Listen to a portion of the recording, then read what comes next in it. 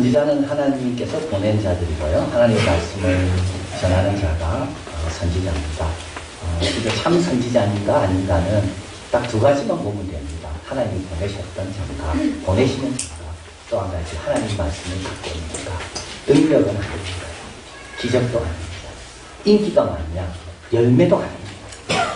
예레미야는 외치면 외칠수록 사회적 나병한 자, 자기 홀로 남는다고 그랬습니다. 하나님이 보낸 자인가, 또 하나님의 말씀을 갖고 있는가. 이 선지자는 참 많다고 했습니다. 문서를 남긴 문서 선지자, 예레미야, 이사야. 선지자 이름으로 된 책은 이거 다 문서 선지자입니다. 비문서 선지자, 엘리야와 엘리사. 유명한 선지자가 있고요. 또 성경에 이름 한 번만 나온 선지자들이 많이 있습니다. 이름도 안 나온 선지자도 있습니다. 아합 때 오바댜가 선지자 50명씩 100명을 숨겨줍니다. 이 50명, 100명 우리는 모릅니까? 하나님께서 선지자를 보낼 때 부지런히 보내셨다는 말이 바로 이겁니다. 애굽에서 나올 때부터 시작해서 세례 요한까지 하나님께서는 보내시되 계속 보내셨던 선지자들 참 많이 있습니다. 그런데 선지자만 많은 게 아니고요. 이 선지자를 도운 조력자들도 많이 있었습니다. 엘리야를 도운 사르밧과 하고 엘리사를 섬겼던 수넴이요. 또 엘리사에게 거리는 멀리 있지만 엘리사를 믿고 엘리사에게 안내했던 게시바이. 사도 바울에게도 동역자가 많이 있었습니다. 목숨을 내놓은 브리스길라와 아굴라. 우리 예수님과 제자들을 섬겼던 그 조력자들도 많이 있었습니다.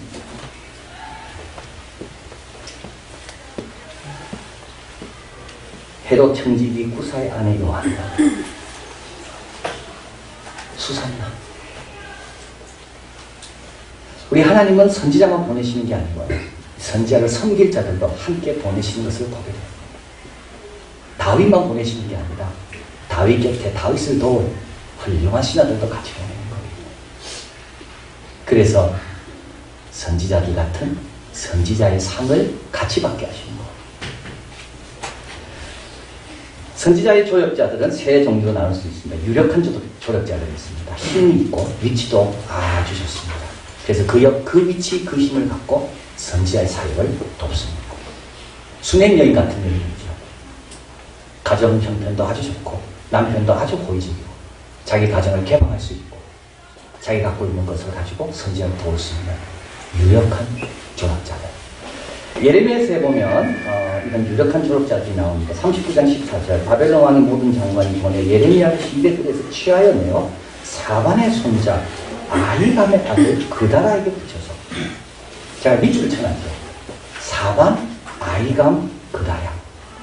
제일 복받은 사람이 이 사람입니다. 사반입니다. 사반만 나오지 않고요. 자기 아들도 나오고 손자도 나오고 다 귀한 일이 나옵니다.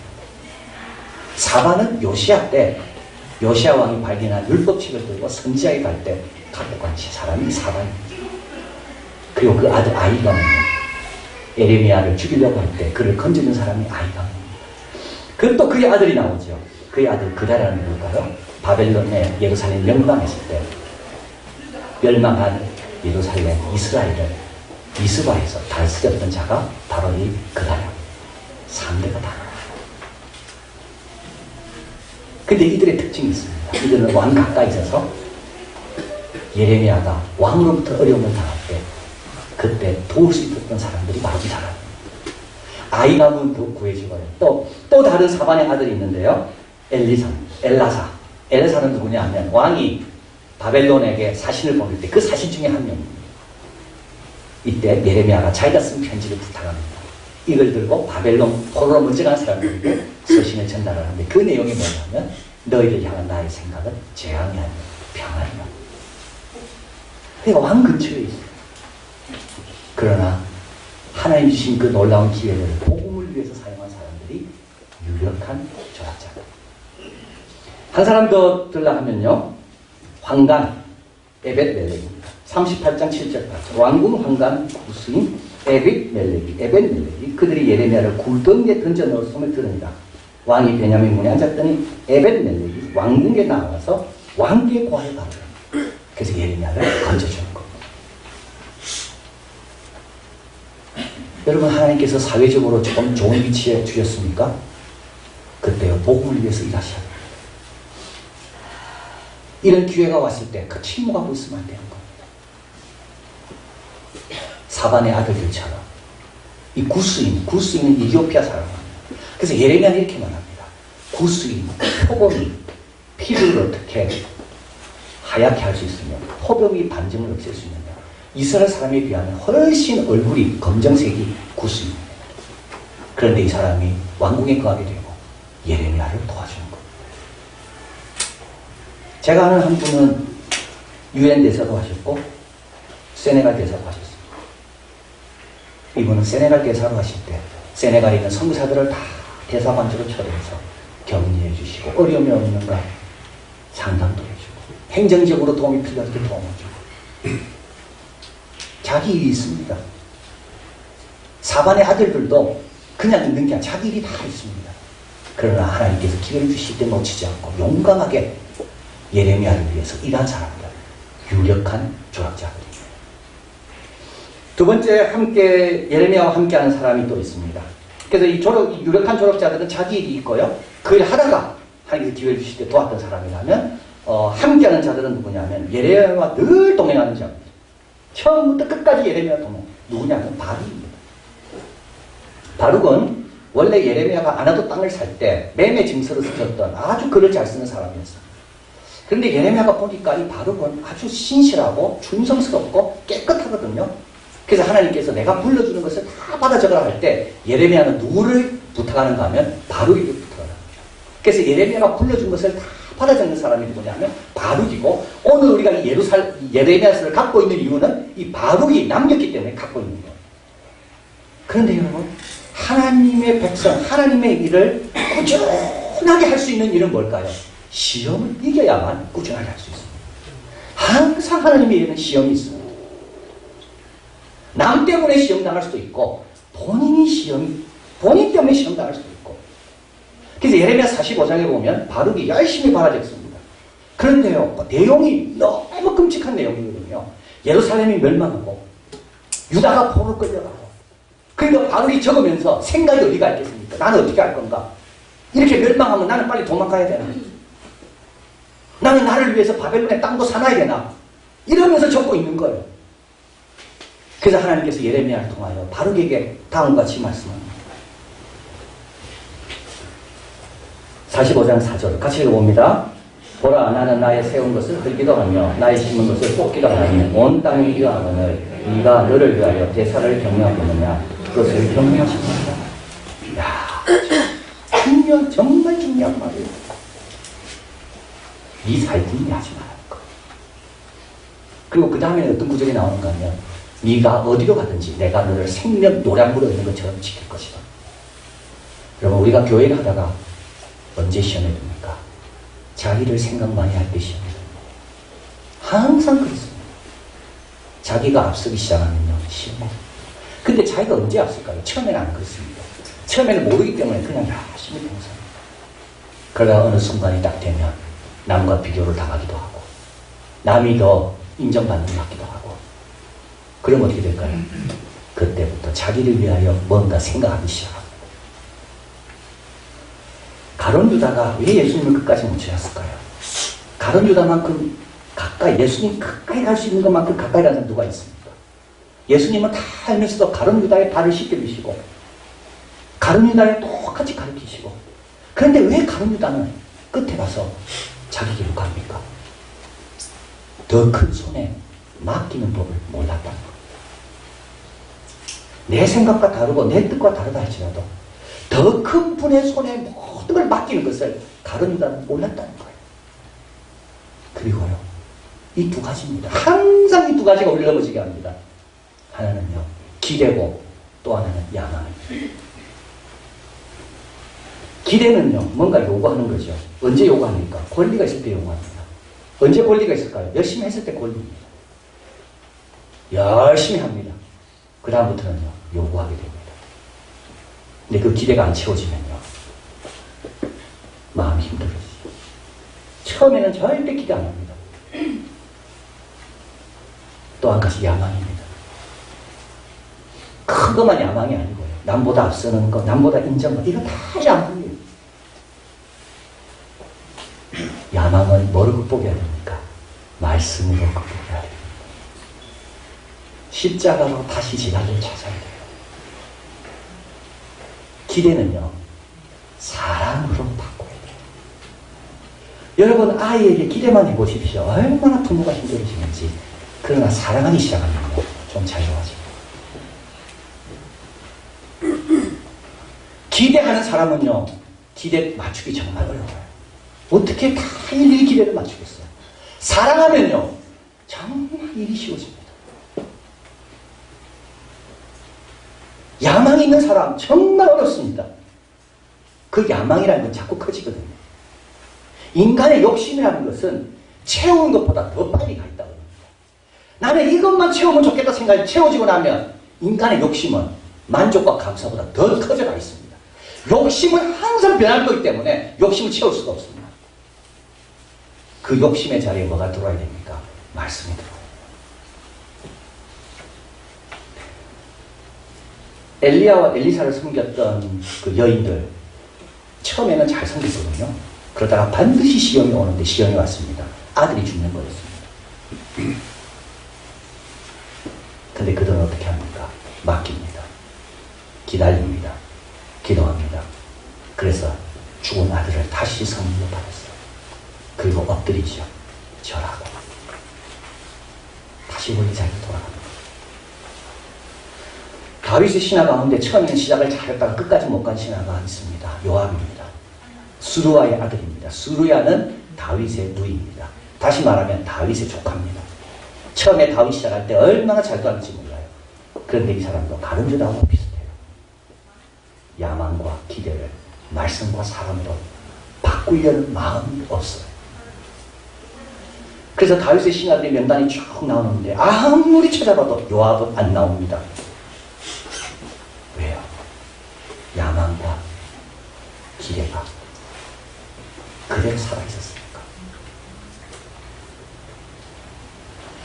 자, 바룩은 하나님 말씀을 들었습니다. 받아 적다가 자꾸 마음이 딴 데로 가고 생각이 딴 데로 가고 몸은 여기 있는데 하나님 말씀을 들었습니다. 네가 어떻게 너를 위해 대사를 경영하는가? 바룩은 다 비웁니다. 그리고 자기가 적은 것이 화롯불에 던져져서 다 태워졌더니 예레미야가 다시 불러졌을 때 또 받아졌습니다. 예레미야가 애굽으로 끌려가거든요. 바룩도 같이 가요. 예레미야 죽습니다. 바룩은 살아남아서 예레미야 한 말을 다 정리해서 오늘 우리에게 책임이 있는 겁니다. 기대보다 사랑이 앞서야 됩니다. 야망보다 말씀 앞에 날 점검받는 게 중요합니다. 여러분, 다른 데서 찾으려 하지 마세요. 문제 해결을 다른 데서 찾으려 하지 마세요. 문제 해결은 내 안에서 찾으면 제일 쉽고 제일 빠르고 내가 복을 받는 거예요. 누가 끝까지 갑니까? 가까이서 섬기는 사람은 시험을 극복하고 이기는 사람만이 끝까지 가는 거예요. 마지막으로 세 번째 유형이 있는데요. 이거는 오늘 본문에 이건 문둥병 환자들입니다. 문둥병자들입니다. 이들은 멀리 수 없는 자들입니다. 멀리 있다고 해서 절대 도움이 약한 건 아닙니다. 엘리사가 말한 거 들은 적도 없습니다. 이들은 문둥병 환자이기 때문에 성 안에도 못 들어가는 사람들이에요. 근데 그 성이 포위를 당하고 물가는 치솟고 방법은 없고, 근데 엘리사가 말합니다. 내일 이맘때되면 모든 일이 정상으로 올 것이다. 근데 이 문둥병자들이 성 주위에 있다가 안 되겠다 해서 다른 데로 갑니다. 근데 가보니까 진짜 그 성이 다 되어 있어요. 그래서 거기서 막 먹고 은금을 취하고 옷을 취하고 또 다른 집 가서 막 하다가 깨닫습니다. 그게 바로 오늘 본문에 있습니다. 9절입니다. 읽어봅니다. 문둥이가 서로 말하되 우리의 소리가 선치 못하도다. 오늘날은 아름다운 소식이 있는 날이로는 우리가 잠잠하고 있도다. 만일 밝은 아침까지 기다리면 벌이 우리에게 미칠지니 이제 떠나 왕궁에 가서 고하자 하고. 그래서 이들이 왕궁으로 달려가고 고해서 어떻게 됩니까?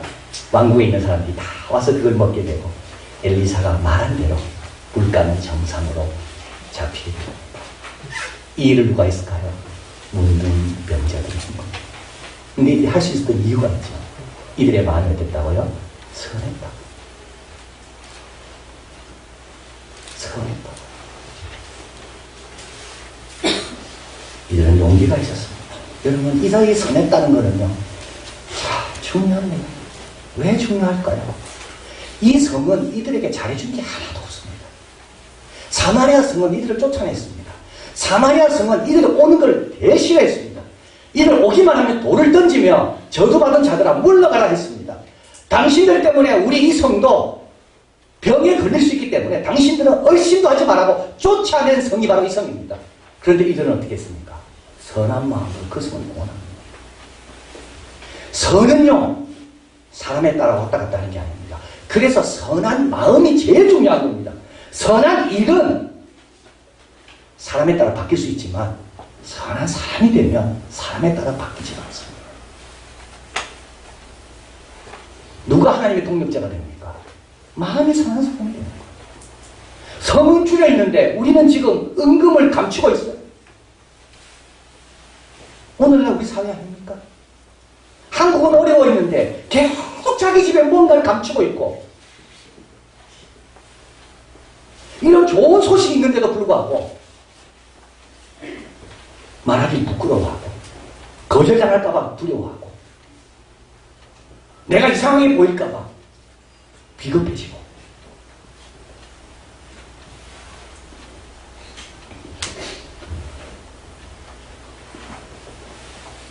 투키디데스가 적은 펠로폰네소스 전쟁사에 보면 페리클레스의 연설이 나옵니다. 이 페리클레스는 오늘날 우리가 이제 그리스를 가시고 아테네를 가시면 거기 있는 모든 좋은 건물들, 유적들은 다 이 페리클레스 시대 때 다 만든 거라고 합니다.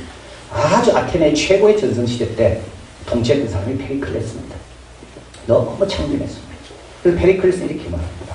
내가 통치자가 되고 나서부터 우리 할아버지도 받은 재산의 1드라크마도 늘어난 적이 없다. 참 창조했습니다. 연설도 얼마나 잘하고 의사소통도 얼마나 잘하고 국가에 얼마나 사랑했는지. 결국 펠로폰네스 카르타고와의 전쟁에서 스파르타와의 전쟁에서 여기서 패해서 또 병에 걸려서 이제 죽게 되는데요.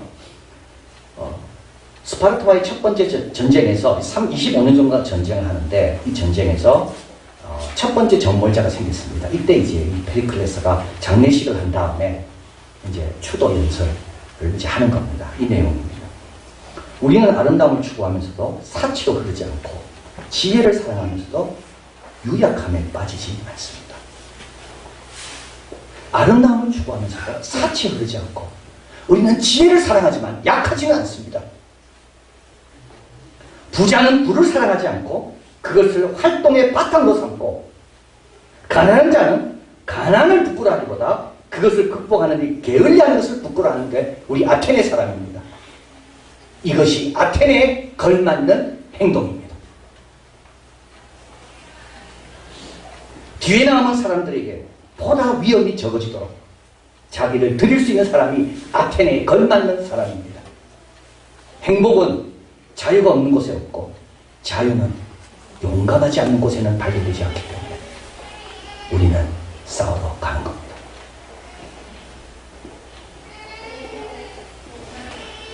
저는 이걸 읽으면서 우리 하나님에 걸맞는 사람은 누굴까요?